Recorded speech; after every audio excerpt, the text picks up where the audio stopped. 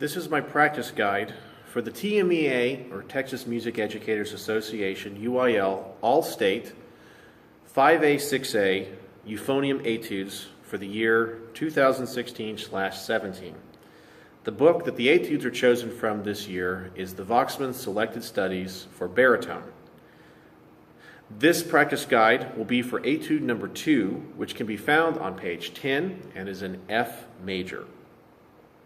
In this practice guide series, I'm going to work on individual phrases one at a time instead of doing a broad discussion of the etude as a whole. So if you're working on this at home, you can have smaller portions to help you easily digest this etude. So to begin on this etude, make sure you know the F major scale and double check your time signature. In this etude, we are in the time signature of 3/8 time. 3 beats to a measure, and the 8th note gets the beat.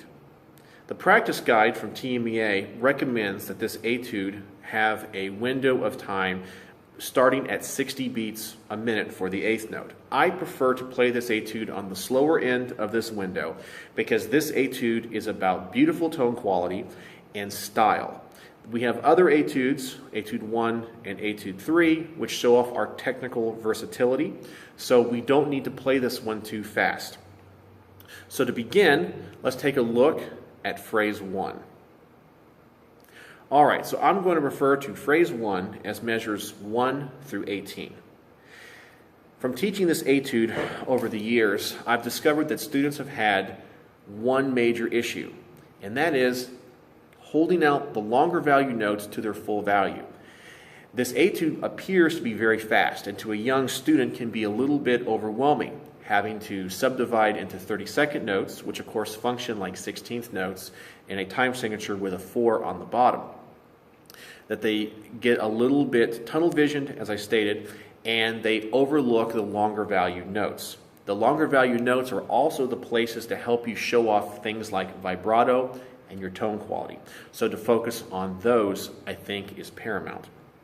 So to begin, I would definitely clap or count this phrase just to get the rhythm. The notes are relatively easy, especially if you've mastered the F major scale. Pay very close attention to the ties. Some ties are 1.5 beats long, and there's one tie in here that is 1 1/4, depending if it's tied to a 16th note or if it's tied to a 30-second note. There's also a couple of times where we move from 30-second notes to 16th notes, and it's important not to rush the 16th notes after the 30 seconds. I know to many young students, we see a lot of bars connecting these notes, and we assume that they're all very fast and they're all the same length. So double check that as well. In addition, there is one measure that has a 16th note triplet. Please be aware that this 16th note triplet functions like an 8th note triplet in 4/4 or 3/4 time and begins on the beat. So with that, I will go ahead and play the first phrase. I will do my best to play precisely what is on the page, all crescendos and decrescendos taken into account.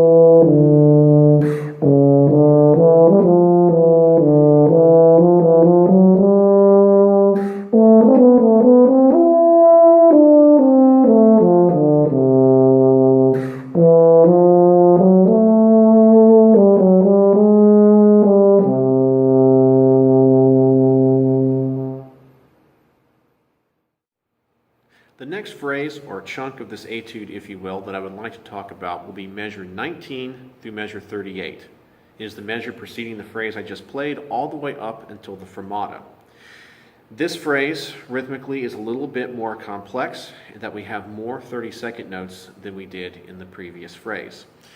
If you're studying this and you're not used to having these kind of subdivisions or playing these lengths of notes, don't get overwhelmed. As I stated before, 30-second notes in 3/8 time function just like 16th notes would in 3/4 time or 4/4.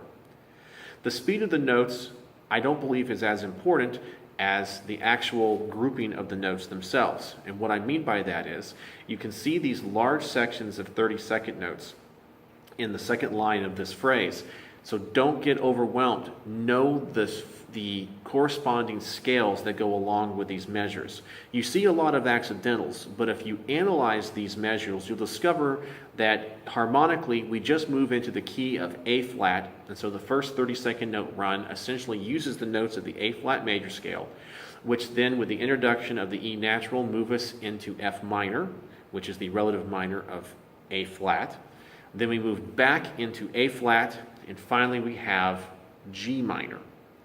So if you think about these groupings of notes instead of individual notes with a bunch of accidentals, but as blocks of notes that correspond to particular scales, they're much easier to address and digest and play, because instead of thinking about individual notes, you're thinking about complete measures. So your mind is free to think about other musical elements.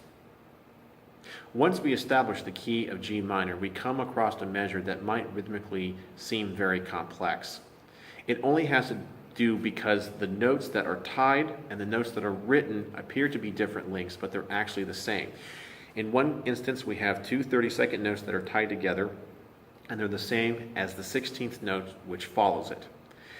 Something that you might want to do is to translate this into 3/4 time and think about where these notes would fall in a more familiar time signature.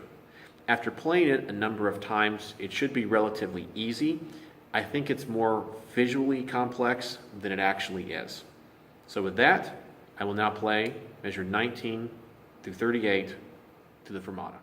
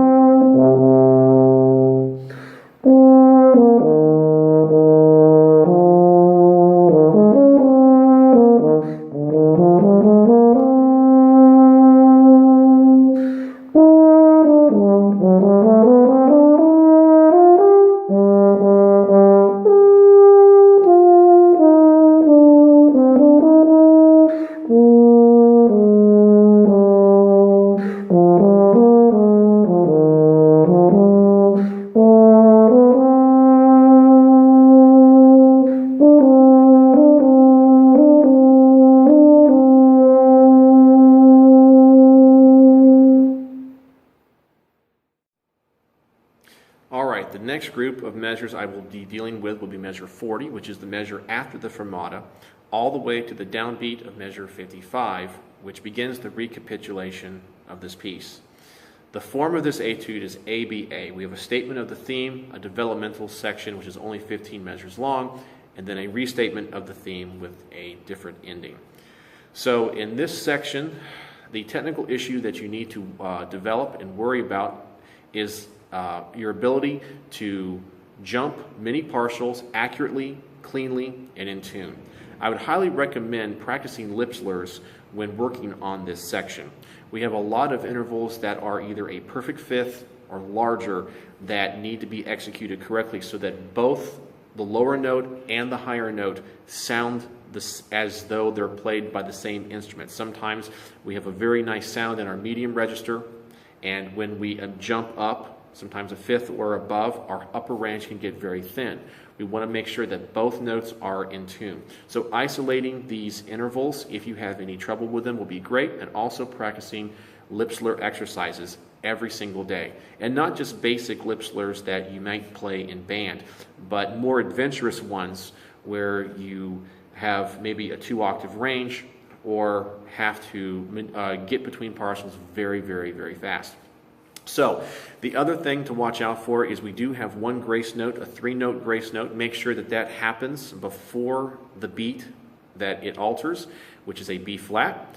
And I believe that will be it for this section. So let me go ahead and play this next section for you. It's relatively straightforward, but as I said, work on centering the larger interval leaps in this section.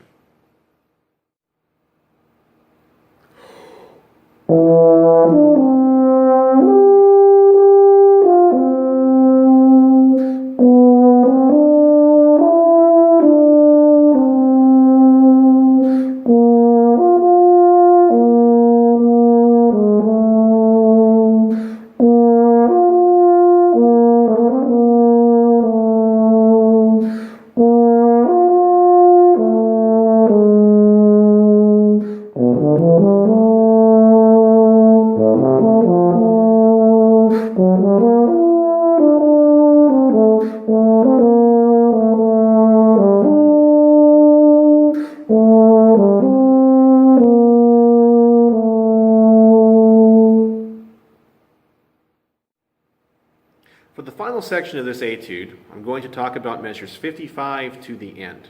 There's only a few tricky things to be aware of in this section.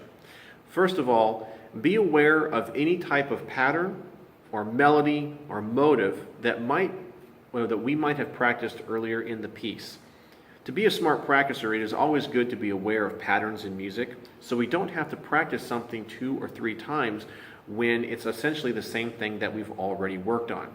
Being that this is the recapitulation, we essentially start with the exact same melody that we had at the beginning.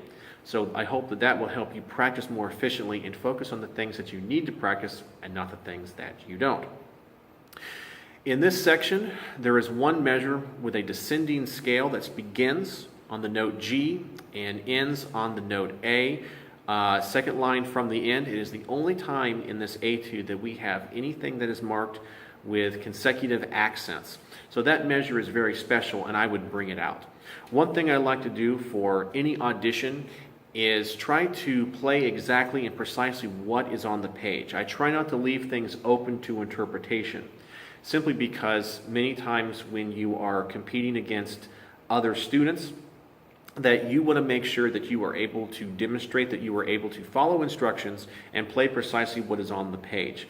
If you do too much beyond what the music says, I believe that sometimes a judge that might not be as familiar with the piece might consider it an error. So I like to be a little bit more conservative in my approach and play precisely what is on the page. So that measure with accents, definitely play them as accents. Make that measure special, since it is the only measure that this occurs in, showing that you have isolated that measure and you are aware and have studied the piece. Finally, we have a trill 5 measures from the end. Make sure that a trill always starts on the note above the note that is marked with the trill. In this case, the note that has the trill is the G, and we do have an A grace note before the trill, so the trill will start on the G and descend down to the G.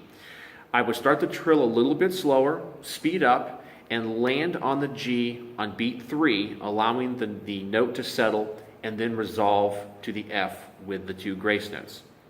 So I hope that this helps. I'll go ahead now and play the last cut, and if you have any questions about this etude, please let me know in the comment section below, and I'll be happy to answer those questions.